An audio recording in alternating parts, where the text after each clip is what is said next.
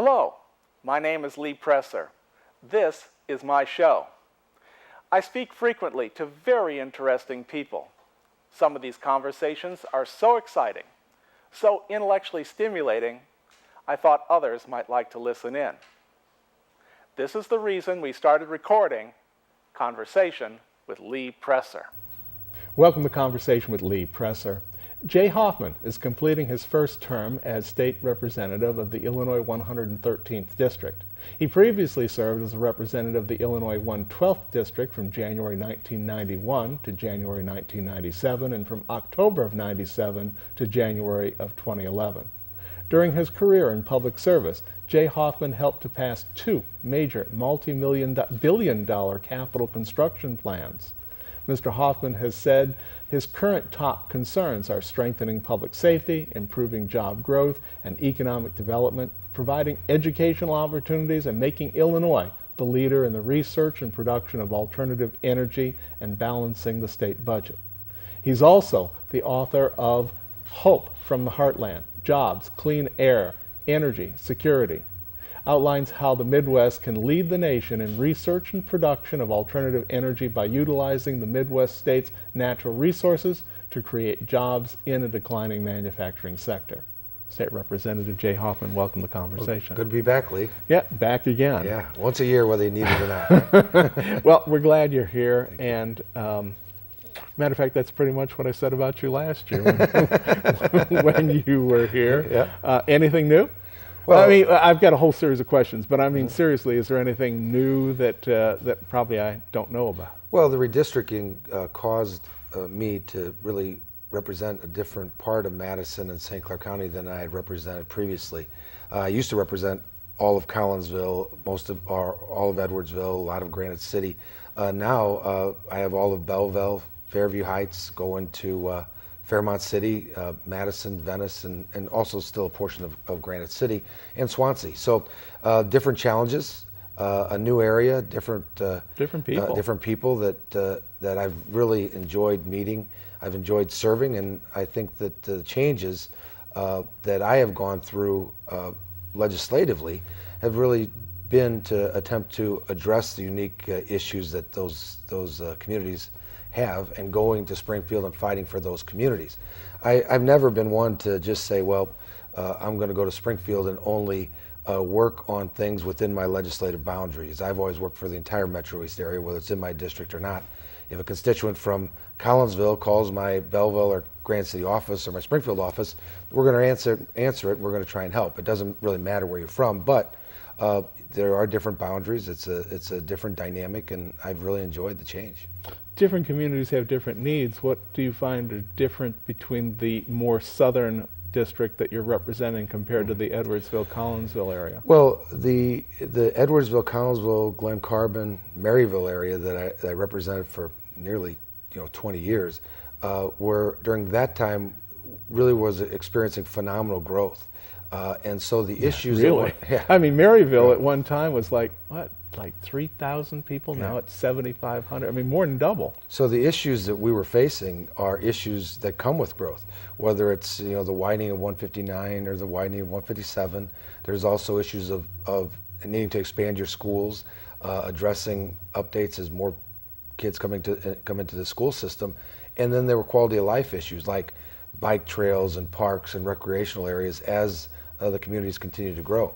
So those issues are a bit different than some of the issues. Although part of my district is growing, other parts of the district really it's about creating jobs and economic opportunity for people who live in those areas and families that have really lived in the areas for literally generations. Mm-hmm. When you say creating jobs, are you talking about state kind of jobs, or are you talking about jobs that are from the private sector? Well, both. And I've always been one that has been a strong advocate of strong infrastructure programs, putting people to work, whether it's the new science building that just got, forensic science building that just got dedicated, over $40 million building in downtown west end of Belleville, right next to Lindenwood College, which is going to house the state-of-the-art forensic science for the state police and bring in the Southern Illinois Forensic Lab, the Fairview Heights Forensic Lab, all into one area so that we have top-notch scientists working on crime scenes and doing what needs to be done in preparing cases. Whether it's that or roads, bridges, what a year, actually finally, after nearly 22 years of work. The first resolution that I passed when I first got elected way back in 1990, took office in 91, was for a new Mississippi River bridge crossing across the the Mississippi. Right. That was the first thing. That was way back in 1991. Dale Clure, I remember Yeah. being in his office in 91 and seeing all the preparatory work on that. And we worked really closely together. Dale was the district engineer for the Illinois Department of Transportation, and really a visionary. And it took us this long, but we dedicated this early in 2014. If you go to the airport now, it probably saves you 10, 15 minutes because you don't have to go through the downtown traffic. And I believe hopefully once they get done with the Poplar Street Bridge and some of the work they're doing on the Eads Bridge, and then there's some to do on the Martin Luther King Bridge, we're going to really be first in the nation when it comes to interstate access, which is going to be good for our economy. Well, I saw the legislature had passed $1 billion for roads and bridges. Yeah, at the end of the legislative session, it was a stimulus package that really was all jobs that were ready to really go out for bid and put people to work right now. A 1.1 actually $1 billion package that we passed. In view of capital programs, the last capital program that we did was well over $10 billion. So it was That was not George Ryan, though, and he No, doesn't no. get. He doesn't. I mean, that's. Yeah. Are you talking about a different one than Well, the one that? we've done one subsequently. Okay. And George Ryan's was during that time was Illinois First, I believe. Yeah, and that's where 159 and 157 got Right. improved. We got the money from that capital program for 159, 157, widening of 64, 255. The latest one that was passed, I believe, 4 years ago now, close to 5 years ago, time flies, was money for Route 3, the completion of the Mississippi River Bridge project, new science building for SIU Edwardsville. Their science building, literally the ceilings were falling in, and we were able to get those type of capital projects. But to really go back to your question, I believe that providing adequate infrastructure, providing good schools and quality education really fosters private sector development, fosters private sector growth. We need to make sure that we get our fiscal house in order in Illinois so that people want to come here and want to locate here and locate their businesses here and keep and maintain the businesses that we currently have. What do you do, and what do your colleagues do in order to monitor and to encourage that? Well, first of all, we went through really the worst economic time since I've been in elective office, starting in 2008. Yeah. And it's just been a constant battle to just begin to provide opportunities for people who really had worked their entire lives and lost their jobs as a result of the Great Recession. So everything from making sure that we have workplace safety laws in place, to trying to be business friendly by providing tax credits for research and development, providing the infrastructure that's necessary, looking at edge tax credits, which are for businesses to come and relocate into Illinois. Part of the problem that I think we're going to have to address long term between the various states is really we're providing all these incentives for businesses to come to Illinois or come to Missouri, and we're really fighting each other. What we need to do is have more of a global perspective and say, okay, what can the United States do to create jobs in an entire nation? And what can we use with the assets of each individual state to help create those jobs? That's what the premise of the book that I wrote a few years ago, Hope from the Heartland, was. Using the Midwest and particularly Illinois' natural resources to provide economic opportunity, to provide jobs, to provide the ability, using our natural resources, to become energy self-sufficient as a nation. we're seeing some of that now. Well, speaking of that, fracking is an issue. I don't know if that's where you were going to go, and if it was, I'm sorry for interrupting. I'll let you go there, but so that people understand, fracking is a technology which is used in order to drill down thousands of feet into the ground. Then they pump in water and sand and other stuff in order to move the rocks around, releasing natural gas and or petroleum, so that then it can be got at. With that technology, America has gone from being way behind the power curve in terms of energy production to being the #1 natural gas producer in the world, and perhaps soon to be #1 in oil production, above Saudi Arabia of all things. Right. So now, having said that, go. So the whole, believe it or not, when my book was published, we touched on fracking, but not to the extent that it has really become such an enormous producer of natural gas and petroleum. The difference, we've always had fracking, but it was not what's called horizontal fracking, which allows you to kind of go down in the earth and go sideways, and it releases this huge amounts of natural gas. We passed a bill 2 years ago now that allowed for hydraulic fracking in Illinois. People believe that in southern and southwestern Illinois, or southeastern Illinois, I'm sorry, kind of towards the Indiana border, that there's huge amounts of deposits of oil and possibly even natural gas that could be extracted as a result of hydraulic fracking. Now, there are environmental concerns that have been brought up in Pennsylvania and other states that have had hydraulic fracking for the last 3-4 years. So our bill. What are those?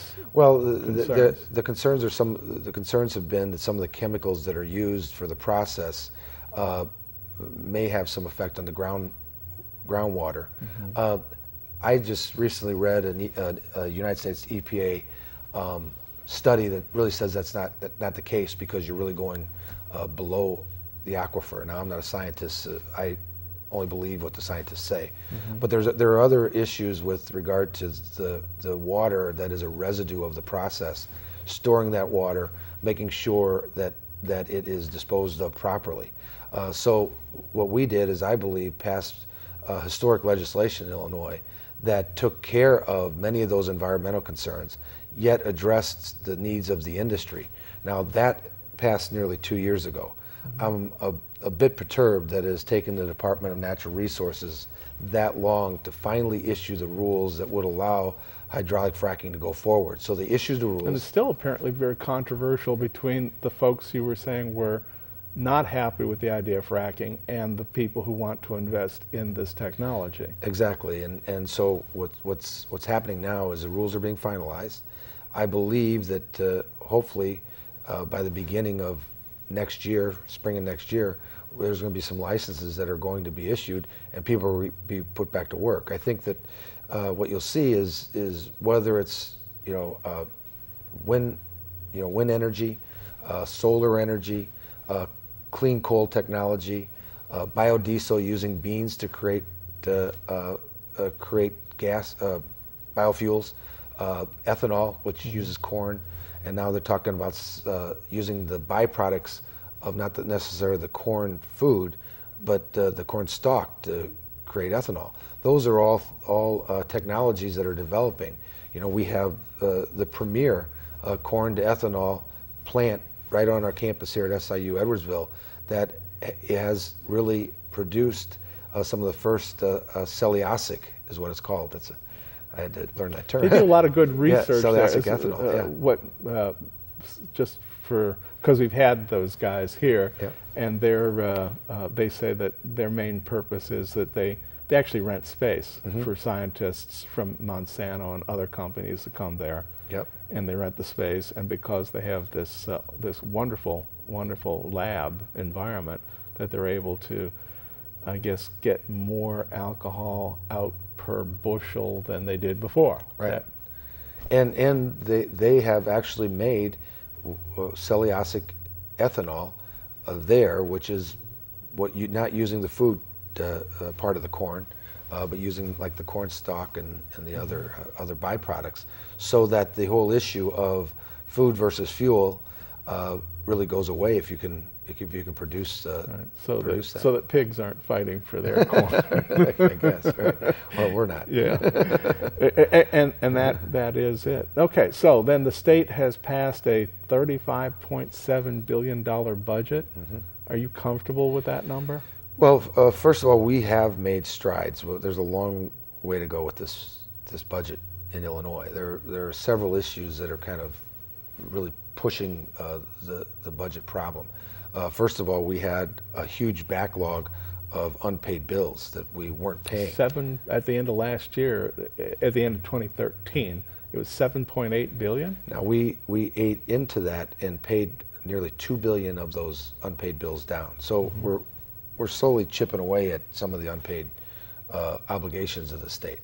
And when you don't pay those obligations, what you're really doing is you're borrowing from the small business owner or anybody who provides services to the state, because you're eventually going to pay them, but you're not paying them in 60 days or 90 days. Sometimes it's 6 months. Now we've gotten that payment cycle back down. The concern is whether or not this budget, which we passed in May and we're currently living under, whether or not that budget will be sustainable for the entire fiscal year. What I believe we need to do in Illinois is a long-term plan. For all too often, what we've been doing is just going from one fiscal year to the next, not looking at what our obligations are going to be 5 years down the road, whether it's pension obligations, whether it's adequate funding for schools, making sure that we have an infrastructure program that's going to help move the state forward and put people to work, or whether it's the Department of Corrections. Some of the proposals that would have made some of the draconian cuts that were proposed would have closed 5 and 6 prisons throughout the state of Illinois. It would have reduced by nearly $3 billion the amount of money that goes to education in Illinois. We've already seen cuts to education and early childhood education, whether it's K through 12 or higher education, has really been slashed, and I believe unconscionably so, because what we're doing is we're not reducing the cost of higher education. The state's just paying less, so it's making it increasingly more unaffordable for parents or kids who graduate from high school to afford post-secondary education. Well, part of the problem, as I see it, is that we're spending, you use the word pension, which is an area I was going to get into, and schools. But as far as pensions for teachers or pension for other government workers, we're spending a whole lot of money right now to prepare for people not to be working. In other words, teachers, they get their pension after they're done working, and government workers after they're done working. And so we're taking huge amounts of resources from today's income to plow into some future time when people who are working for us today aren't going to be doing that work anymore. They're just at home. How are we going to, that's your biggest problem right there, is trying to keep up with those payments. Well, I think before you've defined the problem, I think you have to look at what got us there. And what got us there really is in the 80s and portions of the 90s, the state's portion of the pension payments for not only teachers but state police, Department of Corrections workers, any state employee, failed to be made. The state just didn't make the payments. Then comes around 2008, where you saw really a pullback in some of the investments that these pension funds had invested in. Mm-hmm. So then you have these huge... And they're not earning, right. Meaning it's not earning as much as was expected back in the 80s and 90s. Right, and when you have less money to invest because you're not making as much on investment, it really, it feeds on itself. Now, let me just also throw an issue in there that is vital to this discussion. We have the Illinois State Constitution, and our Illinois State Constitution is very specific that if you have earned a benefit under your pension, that pension for a state employee, that pension can't be diminished. And that's specifically in our Constitution. So that's the 1970 Constitution? Yes, the 1970 Constitution. It's been ruled on, I believe, 3 times by the Illinois Supreme Court, and it's very plain. You can't diminish benefits that have been earned or promised. So what I believe the solution has to be is, number one, has to be constitutional, because a bill was passed that would have diminished benefits for existing employees and existing retirees. That's going to the Illinois Supreme Court and probably will be ruled on possibly even by the end of this year. I anticipate that that's going to be declared unconstitutional just based on the precedent of the Supreme Court. So then what? We go back to the drawing board. And I believe that what we need to do is, number one, pass a solution that's constitutional. Number two, makes the pension funds fiscally stable, because if you have worked and taught for 30 years and you've been promised a pension, we should keep our promise. You paid into the system. It's the state of Illinois who didn't do their part. And third, I believe that it probably is going to have to it's going to have to be fiscally sound, in that it's got to be affordable, and it's going to have to be payable over time. We shouldn't. But the problem, as I see it, is what you just said is true, that people have earned their money and they're expecting to be paid their money, but the money's not there. So what we're actually saying is that people who are currently earning money have to have money taken out of their pockets in order to to meet obligations that were made long before they even went into the workforce, creating this intergenerational conflict between boomers and older people who are retired or retiring, and young people today who are in the marketplace. Which kind of brings me to what I believe the solution has to be. I sponsored a bill in the Illinois House that passed through the Illinois Senate that would have, I believe, been declared constitutional, would have not diminished benefits for current employees, yet was agreed to by many of the organizations that represent employees, their unions. And the reason it was agreed to is they understand too that the fiscal stability of the pension system is paramount to their members. If it goes bankrupt or goes broke, their members are not going to get anything. So I believe that we should bring those folks to the table. We need to have a long-term solution that's going to address the fiscal problems, and it has to be constitutional. I mean, you can't pass a bill that's going to be declared unconstitutional. What you're doing is you're just wasting time, and the debt's increasing. We need to get at this now. We need to address that issue now, and we need to be cognizant of people who have earned their benefits and have paid into the system. So here I thought you were going to go to a constitutional amendment in which you would say that that provision, which is leading Illinois off the precipice, could be removed or modified. Yeah, what I'd rather do is live up to our obligations that we promised, and go back to what I talked about, having a long-term budgetary solution where we sit down and stop just going from this fiscal year to the next fiscal year. That we talk about what we're going to do for education, how we're going to solve this pension crisis, how we're going to make sure that children who need health care and can't afford it receive health care, and do it on a long-term basis. That's the serious discussions that we need to have, and it shouldn't be done in a partisan manner. You know, things, unfortunately, whether you look at Washington or you look at Springfield, things are so partisan, where the Republicans can't agree with the Democrats can't agree with the Republicans. It wasn't really that way when I first started in politics, when I first got elected when I was 28 years old. Some of my best friends were across the aisle and still are today. And you shouldn't be just fighting for fighting's sake.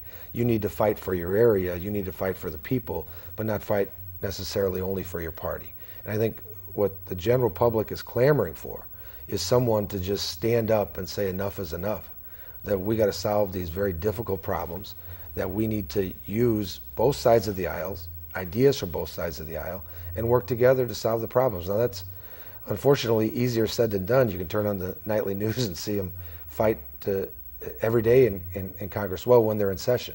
And and get nothing done. And I think that's the frustration that I'm hearing from people, and that's the frustration that I feel vis-a-vis what we used to be able to do when we could work across party lines. Well, being honest about it, I mean, Illinois is right now in the middle of a governor's race. This is a time in the past where people actually used to discuss a point of view and say, okay, I believe that we need to do this, this, this, and this. And the other side would say, well, you know, I think we ought to be, and people would choose between these two opinions.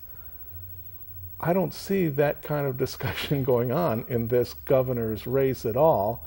You know, and you know what I'm talking about from the commercials, and we're down to like the last 3 minutes here. Okay. So let's. Did I talk too much? No, Lee? no. Okay. You've been doing great. So let's just keep this focused Okay. to that. Okay.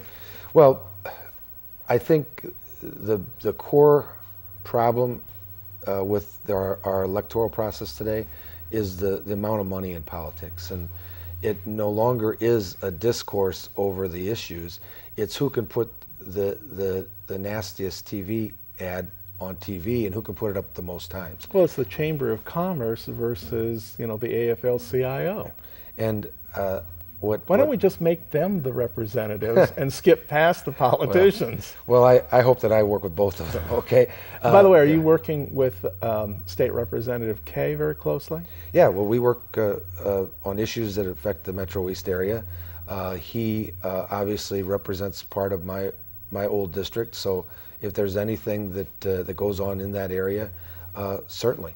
And I don't believe that you know, old enemies should stand in the way of moving Illinois forward. And I think that we've been able to work together on issues that affect the Metro East. Well, after this election, and we're still focused on this gubernatorial election, after the election, do you see a more focused movement in Illinois towards actually solving the financial issues that are weighing Illinois down? Well, we better.